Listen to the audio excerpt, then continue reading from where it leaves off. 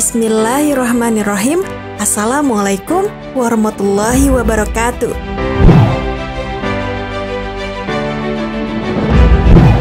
Sahabat Muslim, di dalam Al-Quran Surat Toha ada menyatakan kisah Nabi Musa alaihissalam dan kaumnya yang disesatkan oleh seorang lelaki misteri bernama Samiri. Semasa Nabi Musa alaihissalam pergi bermunajat kepada Allah Subhanahu wa Ta'ala di Bukit Sinai. Samiri digambarkan dalam Al-Quran sebagai lelaki yang bertanggung jawab mengukir patung sapi emas untuk menjadi bahan sembahan kaum Bani Israel. Patung sapi betina yang diukir oleh Samiri memiliki kuasa ajaib sehingga mampu mengeluarkan kata-kata dan suara.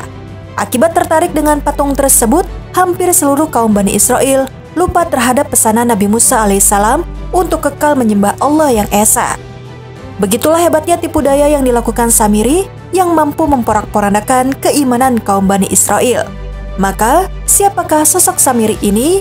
Berikut ini kisahnya.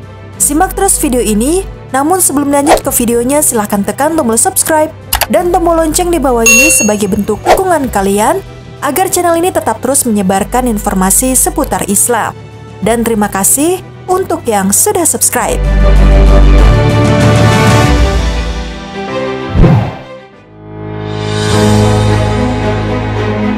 Sahabat Muslim, dalam surat Toha ada dialog dengan nada agak keras antara Nabi Musa alaihissalam terhadap lelaki kufur bernama Samiri. Digambarkan Samiri adalah lelaki yang cukup berani dan pandai berkata-kata sehingga dialog antara mereka berdua tidak menampakkan kekakuan Samiri. Samiri melontarkan kata-katanya dengan cukup yakin dan obsesi terhadap ilmu sihirnya. Berkata Musa, "Apakah yang mendorongmu berbuat demikian, hai Samiri?" Samiri menjawab, "Aku mengetahui sesuatu yang mereka tidak mengetahuinya. Maka aku ambil segenggam dari jejak Rasul, lalu aku melemparkannya, dan demikianlah nafsuku membujukku." Berkata Musa, "Pergilah kamu, maka sesungguhnya bagi kamu di dalam kehidupan di dunia ini hanya dapat mengatakan, janganlah menyentuh aku, dan sesungguhnya bagimu hukuman di akhirat yang kamu sekali-kali tidak dapat menghindarinya. Dan lihatlah Tuhanmu itu, yang kamu tetap menyembahnya. Sesungguhnya kami akan membakarnya. Kemudian kami sungguh-sungguh akan menghamburkannya ke dalam laut berupa abu yang berserakan." Quran Surat Toha ayat 95-97. Dalam ayat 95, Nabi Musa telah bertanya kepada Samiri dengan nada yang keras dan bersifat mengancam. Kemudian pada ayat 96, ahli tafsir muktabar seperti Ibnu Katsir dan At-Tabari berpendapat bahwa Samiri telah membuka rahasia ilmu sihirnya. Pada ayat, "Aku mengetahui sesuatu yang mereka tidak mengetahuinya." Ibnu Katsir dalam tafsir ulungnya telah memberi penjelasan bahwa Samiri telah melihat malaikat Jibril datang dengan kuda tunggangannya. Haizum untuk membinasakan Fir'aun, sedangkan kaum Bani Israel tidak melihatnya. Besar kemungkinan ia terjadi semasa Nabi Musa alaihissalam dan Bani Israel melarikan diri secara besar-besaran daripada bumi Mesir. Akibat kekalutan tersebut, kaum Bani Israel yang beribu-ribu orang tidak menyadari kehadiran Jibril yang menyerupai manusia. Ada ayat, "Aku ambil segenggam dari jejak Rasul, lalu aku melemparkannya." Ibnu Katsir memberi penjelasan yang antara lain menerangkan bahwa jejak Rasul tersebut adalah jejak kuda tunggangan malaikat Jibril. Ia diterima secara umum oleh ahli-ahli tafsir lain selepas Ibnu Katsir. Apa dimaksudkan dengan segenggam dari jejak Rasul itu? Adalah Samiri telah mengambil segenggam tanah yang dipijak oleh kuda malaikat Jibril. Menurut ulama tafsir terkemuka Mujahid, segenggam tanah berarti sepenuh telapak tangan. Samiri kemudian menggunakan ilmu sihirnya untuk membentuk sapi emas yang mampu mengeluarkan suara. Dalam ayat 97, ada ayat yang berbunyi, "Janganlah menyentuh aku." Menurut Ibnu Katsir, Samiri telah diusir dari khalayak ramai, ditambah lagi hukuman di akhirat pasti lebih dahsyat dengan siksaan api neraka buat selama-lamanya. Menurut Muhammad Ibnu Ishaq, penyusun kitab Sirat Ar-Rasulullah, meriwayatkan kisah dari Ibnu Abbas yang mengatakan bahwa Samiri adalah seorang penduduk Bajarma dan dia berasal daripada kaum yang menyembah berhala. Dalam dirinya telah tertanam kecintaan kepada penyembahan terhadap patung dan berhala sapi. Samiri menampakkan dirinya adalah pengikut Musa di hadapan Bani Israel, namun hatinya bergejolak dengan kepercayaan nenek moyangnya. Menurut Muhammad Ibnu Ishaq, Samiri adalah nama panggilan bagi seorang individu kufur bernama Musa bin Sufa. Dari Qatadah Ibnu Al-Nu'man, salah seorang sahabat besar Rasulullah SAW daripada golongan Ansor telah berkata, Samiri berasal daripada negeri Samir atau Sumaria. Dalam kisah-kisah Islam, baik dari Al-Quran ataupun riwayat-riwayat, Samiri dikisahkan merupakan tokoh yang menyesatkan Bani Israel.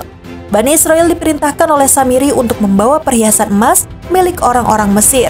Lalu Samiri menganjurkan agar perhiasan itu dilemparkan ke dalam api yang telah dinyalakannya dalam suatu lubang untuk dijadikan patung berbentuk anak lembu. Kemudian mereka melemparkannya dan diikuti pula oleh Samiri. Akhirnya Samiri berhasil membuat berhala anak sapi betina terbuat dari emas. Setelah berhala itu jadi, dikatakan sebagai Tuhan Bani Israel dan Tuhan Musa. Kejadian tersebut sewaktu Nabi Musa menerima wahyu Taurat di Bukit Sinai. Samiri meletakkan bekas jejak kuda malaikat Jibril yang memimpin Musa dan Bani Israel melewati Laut Merah, sehingga bisa mengeluarkan suara jika tertiup angin. Dan kaum Nabi Musa alaihissalam setelah kepergian Nabi Musa ke Gunung Tur, membuat dari perhiasan-perhiasan emas mereka anak lembu yang bertubuh dan bersuara. Apakah mereka tidak mengetahui bahwa anak lembu itu tidak dapat berbicara dengan mereka dan tidak dapat pula menunjukkan jalan kepada mereka? Mereka menjadikannya sebagai sembahan. Quran Surat Al-A'raf ayat 148. Ia memiliki ilmu sihir, sebuah ilmu yang dipelajari sewaktu berada di Mesir. Belum hilang pula kepercayaannya terhadap kekuatan dewa yang ia yakini, yaitu agama paganisme. Samiri harus mempercayai keesaan Tuhan Musa. Sekte pagan yang mempengaruhi Samiri adalah ajaran yang terdapat di Mesir kuno.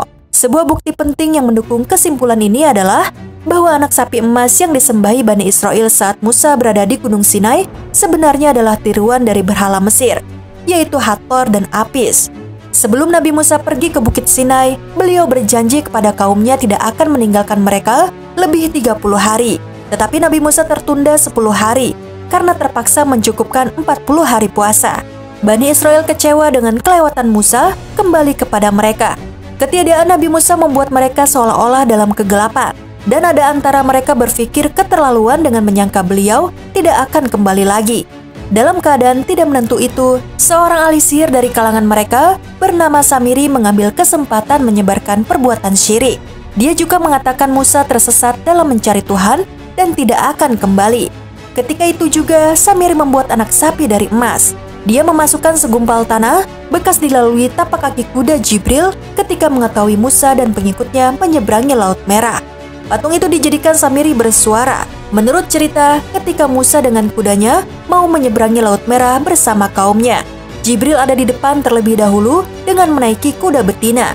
Kemudian diikuti kuda jantan yang dinaiki Musa dan pengikutnya. Kemudian Samiri menyeru kepada orang ramai, "Wahai kawan-kawanku, rupanya Musa sudah tidak ada lagi dan tidak ada gunanya kita menyembah Tuhan Musa itu. Sekarang, mari kita sembah anak sapi yang diperbuatkan daripada emas ini. Ia dapat bersuara dan inilah Tuhan kita yang patut disembah." Selepas itu, Nabi Musa alaihissalam kembali dan melihat kaumnya menyembah patung anak sapi. Ia marah dengan tindakan Samiri. Kesesatan kaum Bani Israel bagaimanapun tidak mampu ditangani oleh adik kandung Nabi Musa alaihissalam, yaitu Nabi Harun. Diriwayatkan sebelum Nabi Musa pergi ke Bukit Sinai untuk bermunajat kepada Allah Subhanahu wa Ta'ala, Nabi Harun telah diamanahkan oleh Nabi Musa alaihissalam untuk membimbing kaumnya.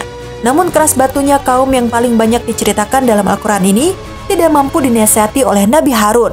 Bahkan Harun alaihissalam diherdik dan dicerca oleh kaumnya sendiri.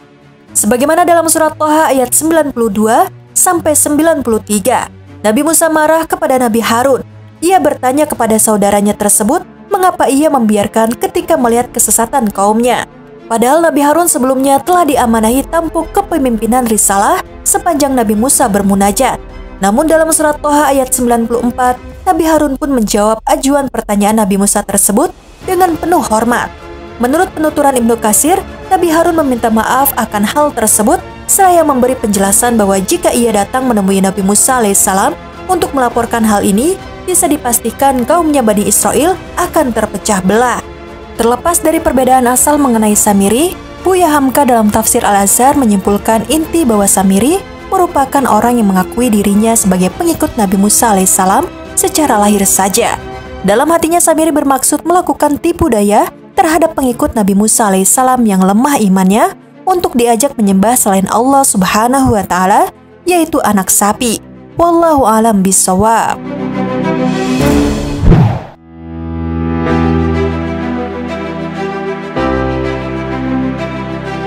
Sahabat Muslim, demikianlah kisah Samiri, sosok lelaki misterius yang diceritakan dalam Al-Quran sebagai seorang lelaki kufur yang berhasil memporak-porandakan keimanan kaum Bani Israel sewaktu Nabi Musa alaihissalam pergi bermunajat kepada Allah selama 40 hari.